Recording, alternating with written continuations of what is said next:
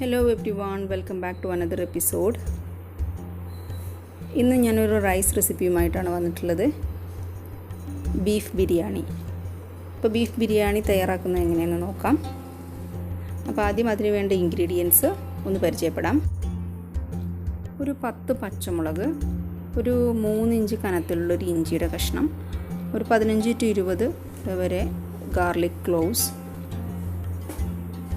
ഒരു 6 സവാള സ്ലൈസ് ചെയ്തത്, 6 തക്കാളി സ്ലൈസ് ചെയ്തത്, പിന്നെ മല്ലിയില, പുതിനയില, കറിവേപ്പില, പിന്നെ ഒരു ഹാഫ് ലെമൺ. ഇത്രയാണ് ഇതിനൊക്കെ ആവശ്യമായിട്ടുള്ള ഇൻഗ്രീഡിയൻസ്. അപ്പോൾ ആദ്യം നമുക്ക് ഈ ഇഞ്ചിയും വെളുത്തുള്ളിയും പച്ചമുളകും കൂടെ മിക്സിയുടെ ജാറിലിട്ട് ഒന്ന് ക്രഷ് ചെയ്തിട്ടെടുക്കാം.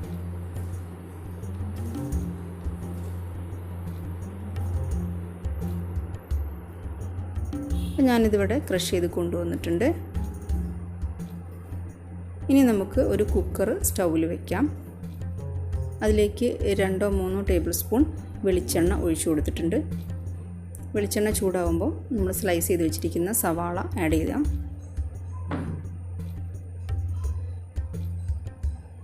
ഇനി ഇതിലേക്ക് നമ്മൾ അരിഞ്ഞു വെച്ചിരിക്കുന്ന തക്കാളി ചേർത്ത് കൊടുക്കാം.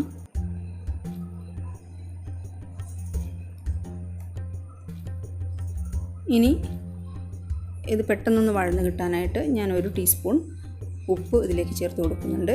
ഒന്ന് സോട്ട് ചെയ്ത് കൊടുക്കാം. അതിനുശേഷം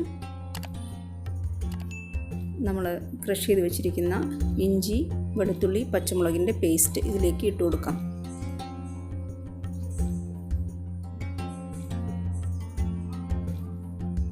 ഇനി നന്നായിട്ടൊന്ന് കമ്പൈൻ ചെയ്യാം.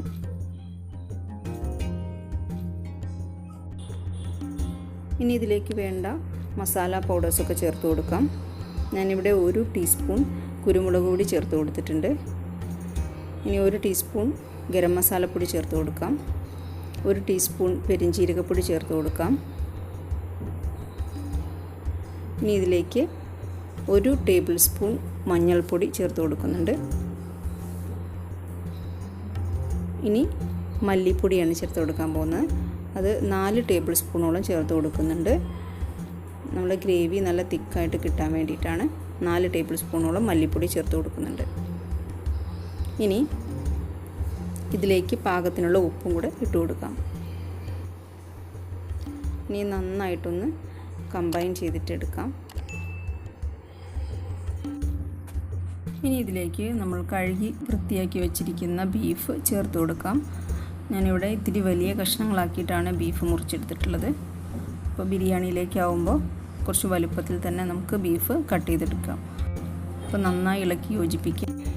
അപ്പോൾ ഈ ചാനൽ ആദ്യമായിട്ട് കാണുന്നവരുണ്ടെങ്കിൽ ഒന്ന് സബ്സ്ക്രൈബ് ചെയ്തേക്കണേ. ഇനി ഇതിലേക്ക് നമുക്ക് കറിവേപ്പിലയും മല്ലിയില, പുതിനയില ഒക്കെ ആഡ് ചെയ്ത് കൊടുക്കാം.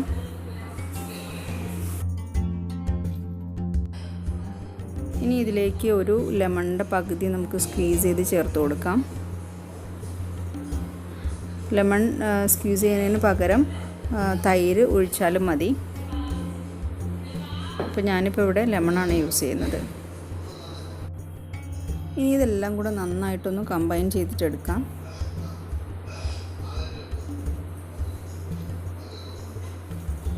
ഇതിലേക്ക് ആവശ്യത്തിന് ഉപ്പും കൂടെ ചേർത്ത് കൊടുക്കാം. എന്നിട്ടൊന്നും കൂടെ മിക്സ് ചെയ്ത് കൊടുക്കാം. ഇനി ഇത് കുക്കർ അടച്ചു വെച്ച് വേവിക്കണം. ഫസ്റ്റ് വിസിൽ വന്നതിന് ശേഷം ഒരു 15 to 20 മിനിറ്റ്സ് ലോ ഫ്ലെയിമിൽ കുക്ക് ചെയ്യണം. എങ്കിലേ ബീഫ് നന്നായി കുക്കായി കിട്ടുള്ളൂ. അപ്പോൾ ബീഫ് കുക്കായി കിട്ടുമ്പോഴേക്കും നമുക്ക് റൈസിൻ്റെ പ്രിപ്പറേഷൻസ് ചെയ്യാം. അതിനുവേണ്ടി ഞാനൊരു കുക്കറിലേക്ക് കുറച്ച് വെളിച്ചെണ്ണ ആഡ് ചെയ്തിട്ടുണ്ട്. അതിലേക്ക് സ്ലൈസ് ചെയ്ത് വെച്ചിരിക്കുന്ന സവാള ആഡ് ചെയ്ത് കൊടുക്കുന്നുണ്ട്. ഇത് ഗാർണിഷിങ്ങിന് വേണ്ടിയിട്ടുള്ളതാണ് കേട്ടോ. അപ്പോൾ നമ്മുടെ ബീഫ് വിസിൽ വന്നിട്ടുണ്ട്. അപ്പോൾ ഞാനൊന്ന് ചെറുതാക്കി കൊടുത്തിട്ടുണ്ട് ഫ്ലെയിം. ഈ സവാള ഒരു ലൈറ്റ് ബ്രൗൺ കളറായി കഴിയുമ്പോൾ നമുക്ക് ഇതിലേക്ക് കുറച്ച് കാഷ്യൂസ് ഇട്ട് കൊടുക്കാം.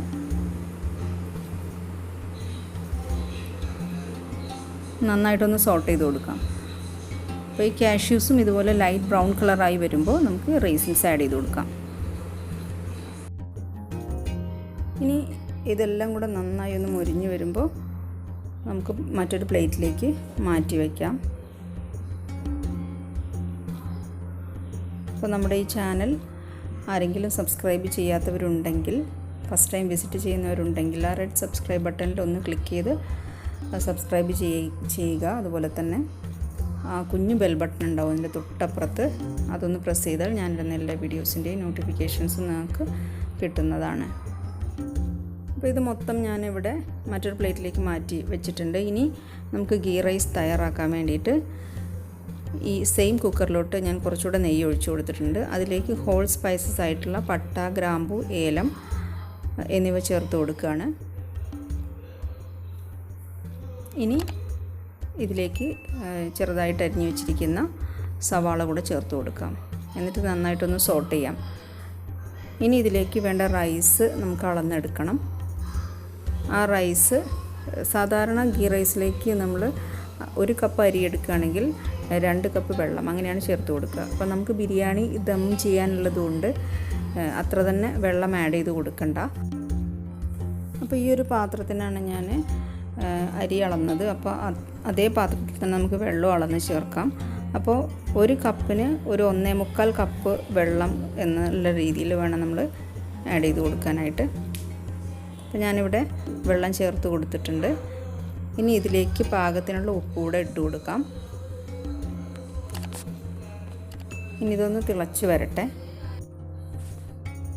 അപ്പോഴത്തേക്കും നമുക്ക് അരി നന്നായിട്ടൊന്ന് കഴുകി വൃത്തിയാക്കി അതിൻ്റെ വെള്ളമൊക്കെ ഒന്ന് ഡ്രെയിൻ ചെയ്ത് എടുക്കാം. അപ്പോൾ അതുകൂടെ ഞാൻ ചേർത്ത് കൊടുക്കുകയാണ് വെള്ളത്തിലേക്ക്. ഇനി നന്നായിട്ടൊന്ന് മിക്സ് ചെയ്ത് കൊടുക്കുക. കുക്കർ അടച്ച് വെച്ച് 1 വിസിൽ വരുന്നത് വരെ കുക്ക് ചെയ്യാം. ഇപ്പോൾ ബീഫും ഏകദേശം 15 മിനിറ്റ്സ് ആയിട്ടുണ്ട്. അത് ഞാൻ ഓഫ് ചെയ്ത് കൊടുത്തിട്ടുണ്ട്. റൈസും 1 വിസിൽ വന്നപ്പോൾ ഓഫ് ചെയ്ത് കൊടുത്തിട്ടുണ്ട്. അപ്പോൾ നമ്മൾ ബീഫ് വെച്ച കുക്കർ ഞാനൊന്ന് തുറന്ന് നോക്കിയിട്ടുണ്ട്. ഈ രീതിയിലാണ് നമ്മൾ കുക്കർ തുറക്കുമ്പോൾ കാണാൻ പറ്റുക. ഇനി നമുക്ക് ഗീ റൈസിൻ്റെ കുക്കർ കൂടെ ഒന്ന് തുറന്ന് നോക്കാം. ഇതും നന്നായിട്ട് കുക്കായി വന്നിട്ടുണ്ട്. അപ്പോൾ നമുക്കൊന്ന് ഇളക്കി മാറ്റാം. ഒന്ന് ജസ്റ്റ് ഒന്ന് മിക്സ് ചെയ്ത് കൊടുക്കാം. ഇനി ഇത് കുക്കറിലാണ് നമ്മൾ ദം ചെയ്യാൻ പോണത്. അപ്പോൾ ഈ ബീഫിൻ്റെ മുകളിലേക്ക് ഈ റൈസ് ഒരു ലെയർ പോലെ നമുക്ക് ഇട്ട് കൊടുക്കാം. എല്ലാ സൈഡിലേക്കും ഈവൻ ആയിട്ടൊന്ന് സ്പ്രെഡ് ചെയ്ത് കൊടുക്കുക. ഇനി ഈ ലെയറിൻ്റെ മുകളിലേക്ക് കുറച്ച് ഗരം മസാല പൗഡറും നമ്മൾ നേരത്തെ തയ്യാറാക്കി വെച്ചിട്ടുള്ള ഫ്രൈ ചെയ്ത് വെച്ചിട്ടുള്ള സവാളയും കാഷ്യൂ കിസ്മിസും കൂടെ ഇട്ട് കൊടുക്കാം. അതിനുശേഷം നെക്സ്റ്റ് ലെയറായിട്ട് വീണ്ടും റൈസ് ഇട്ട് കൊടുക്കാം.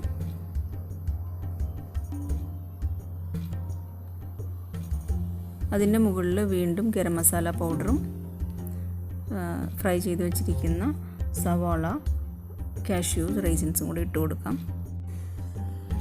അപ്പോൾ ഇങ്ങനൊരു റെസിപ്പി ഞാനിപ്പോൾ പെട്ടെന്ന് ഷെയർ ചെയ്യാനുള്ള കാരണം പെരുന്നാളൊക്കെ വരികയാണല്ലോ. അപ്പോൾ ഈ ഒരു സമയത്ത് ആർക്കെങ്കിലും ഇതുപോലെ ബീഫ് ബിരിയാണിയൊക്കെ ഉണ്ടാക്കണമെന്ന് ആഗ്രഹം ഉണ്ടെങ്കിൽ അവർക്കൊന്ന് ഹെൽപ്ഫുൾ ആവട്ടെ എന്ന് കരുതിയിട്ടാണ്. ഇനി നമുക്ക് കുക്കർ ഒന്ന് അടച്ച് വയ്ക്കാം. അതിൻ്റെ വെയിറ്റ് ഒന്ന് ഊരി മാറ്റാം. എന്നിട്ട് ഹൈ ഫ്ലെയിമിലൊന്ന് കുക്ക് ചെയ്യാം. കുറച്ച് കഴിയുമ്പോൾ അതിൻ്റെ നോസിലിൻ്റെ ഉള്ളിലൂടെ സ്റ്റീം ഇങ്ങനെ പുറത്തേക്ക് വരും. അപ്പോൾ നമുക്ക് വെയിറ്റ് ഇട്ട് കൊടുക്കാം. എന്നിട്ട് അത് ഓഫ് ചെയ്ത് കൊടുക്കാം.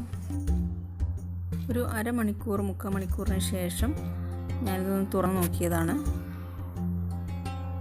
ഇനി ഇതിൻ്റെ മുകളിലുള്ള റൈസ് നമുക്ക് മറ്റൊരു പാത്രത്തിലേക്ക് മാറ്റണം.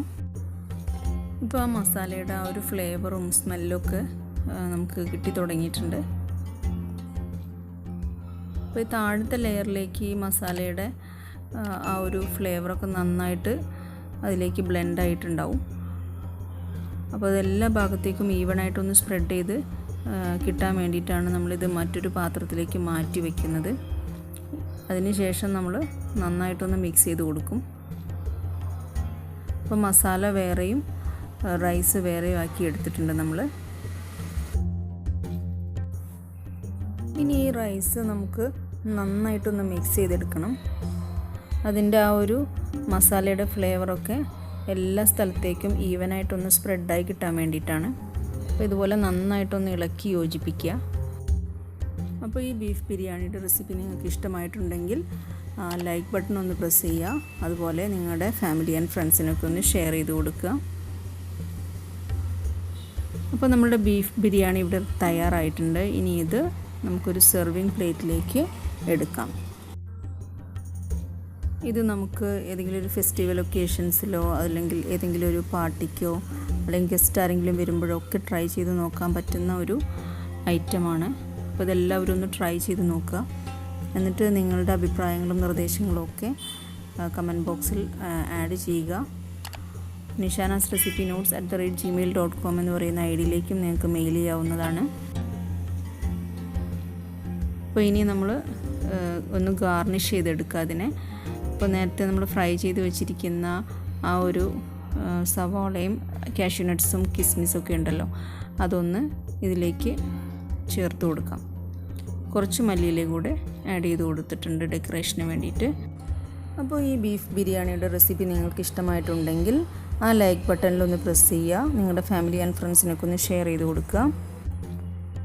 ഈ ചാനൽ ആദ്യമായിട്ട് വിസിറ്റ് ചെയ്യുന്നവരുണ്ടെങ്കിൽ ആ റെഡ് സബ്സ്ക്രൈബ് ബട്ടണിലൊന്ന് ക്ലിക്ക് ചെയ്ത് ഒന്ന് സബ്സ്ക്രൈബ് ചെയ്തേക്കണേ. അതിനപ്പുറത്തുള്ള കുഞ്ഞ് ബെൽ ബട്ടൺ കൂടെ എനേബിൾ ചെയ്താൽ ഞാനിടുന്ന എല്ലാ വീഡിയോസിൻ്റെയും നോട്ടിഫിക്കേഷൻസും നിങ്ങൾക്ക് കിട്ടുന്നതാണ്. അപ്പോൾ മറ്റൊരു വീഡിയോയുമായിട്ട് നമുക്ക് വീണ്ടും കാണാം. അതുവരേക്കും take care. Bye. Thank you for watching.